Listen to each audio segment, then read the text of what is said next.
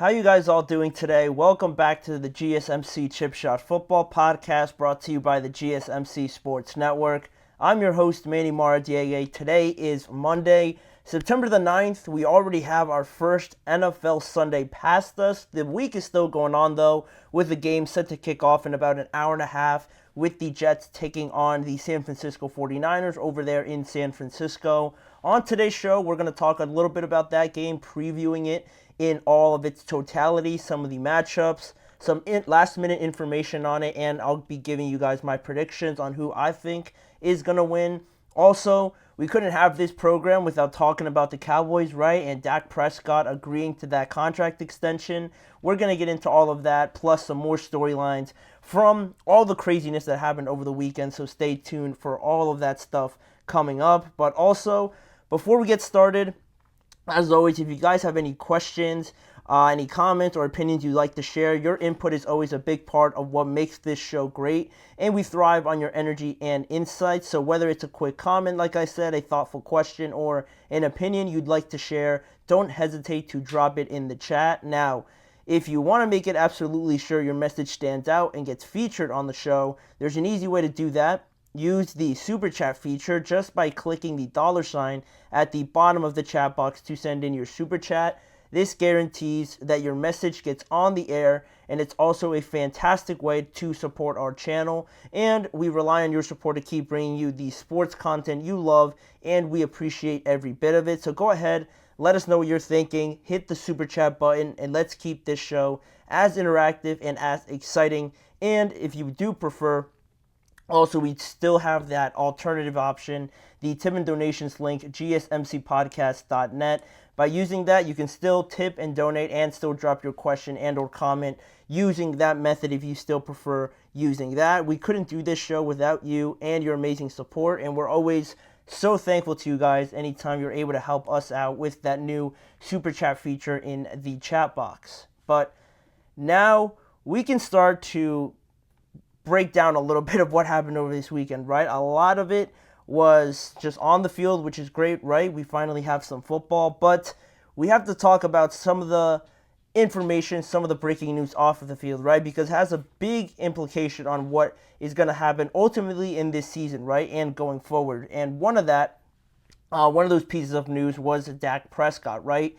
Finally, very unlikely, very surprising to me. I didn't think that this would get done, but obviously the Cowboys and Dak Prescott came to terms on a new 4-year, $240 million extension, $231 million guaranteed to Dak Prescott, $1 million more than that huge amount of guaranteed money that Deshaun Watson got, now making Dak Prescott the quarterback with the most amount of guaranteed money, or just player in general, to get the most guaranteed money ever in the history of the NFL. And also, if you just do a little bit of the math, $60 million per year, just based on the 4 years, $240 million, obviously. He also gets a huge $80 million signing bonus as well, which is also the largest ever as well for any player in NFL history. And Dak obviously becomes the new highest paid quarterback currently in the NFL, surpassing Trevor Lawrence, Tua Tagovailoa, Jordan Love, all of those guys at $55 million. Dak jumps ahead of all those guys, and now we're here, right? Now we're here with this news breaking early Sunday morning, and just before all the games.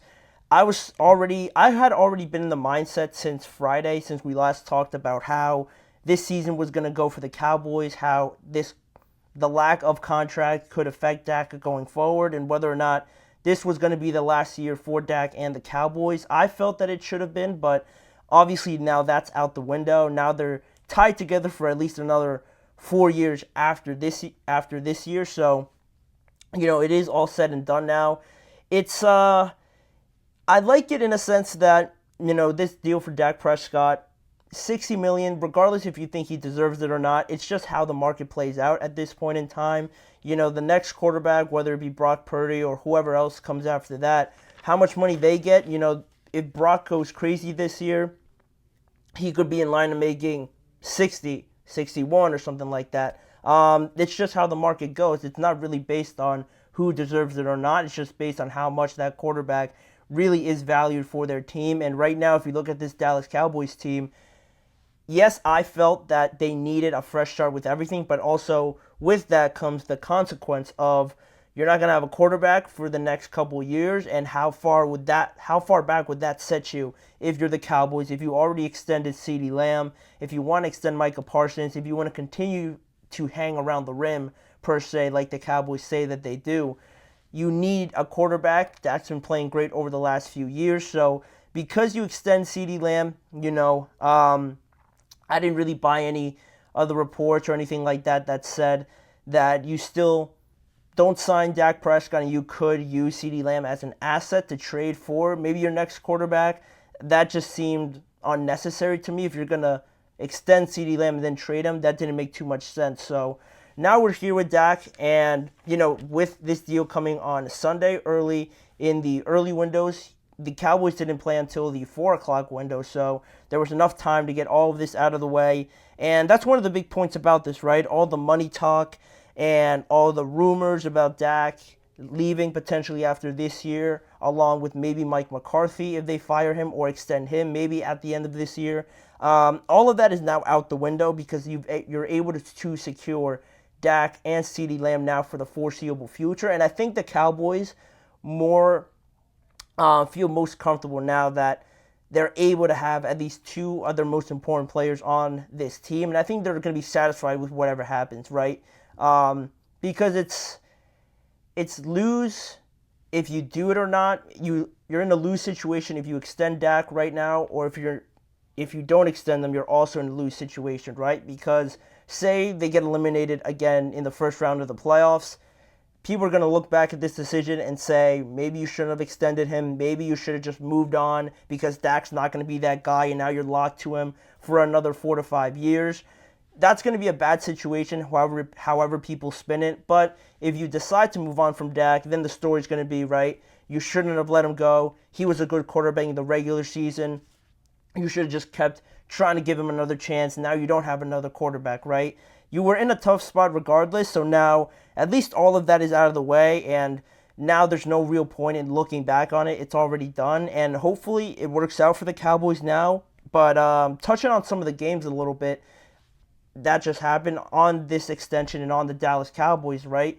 Dak gets his money, and then right away, just 4 hours later, he has to play against the Cleveland Browns. And right off the bat, based on the performance, winning 33-17 against the Cleveland Browns in hostile environment, it's a great start. It's a great start for validating that contract. And Dak said the same thing after the game, right? He said, obviously, that he's not thinking about the money, that he's just wanting to hold up his end of the contract. And that's a great way to do it.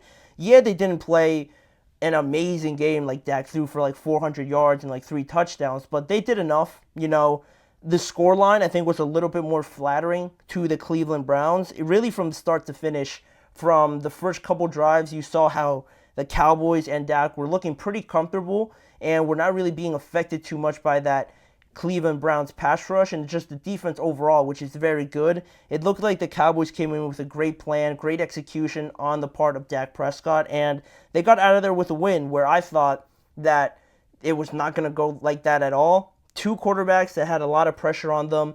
Dak showed up in hostile environment, I'll say it again, and showed out, played very well for all the circumstances, right? Getting that last-minute contract and everything like that. And now they're just on this journey together, right? Him, the Cowboys, going hand on hand. And the expectations now, for Dak and this contract don't really change too much if we look forward a little bit more. It's still, regardless of how the regular season goes, I think people are just going to be looking to the playoffs, obviously, with Dak. And there's no real question of whether or not the regular season is going to work out well for Dak and the Cowboys. I think most people would assume that their roster, especially after this first game and how they game plan for it, I think most people are going to see this Cowboys team as a playoff team or right there on the fringe of it with other teams that are looking very good. But it's all just going to stem from those playoff victories, if they get them or not, and whether or not they're able to change that narrative a little bit, because the NFC is very good. The NFC is very tough just by the looks of it right now. And once they get into the dance, right, once they make it into the real games, into the playoffs, depending on if they have home field advantage or something like that, that's really where this contract, and that's really where you want to see the results pan out. The regular season, again, they're probably going to do a decent job. I had them finishing third in the division. There's still a long ways to go, but we'll see where this goes from Dak. It's not going to really be put to the test until the playoffs, and that's when everyone's going to make their final judgment on it. But Dak, now the new highest paid quarterback in the NFL. It was, again, pretty surprising just because it came from the Cowboys, in my opinion. I thought he was going to move on and get it from a different team, but evidently not. The Cowboys are now tied to him. I just hope it wasn't a case of, they felt that they just had to do this because they need a quarterback to just be relevant.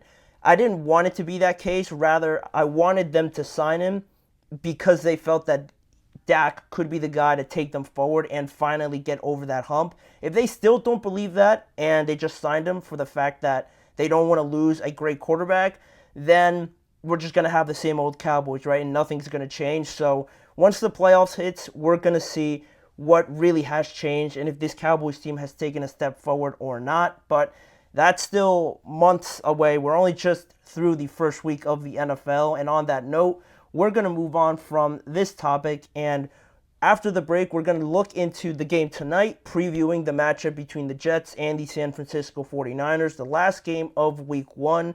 It should be a good one. Aaron Rodgers, Brock Purdy, Nick Bosa, Fred Warner, all the stars are going to be out tonight. I'm going to give you some key predictions, some matchups, and key factors that could affect the outcome of tonight's matchup. So don't go anywhere. A lot more to come on today's show. You're listening to the GSMC Chip Shot Football Podcast.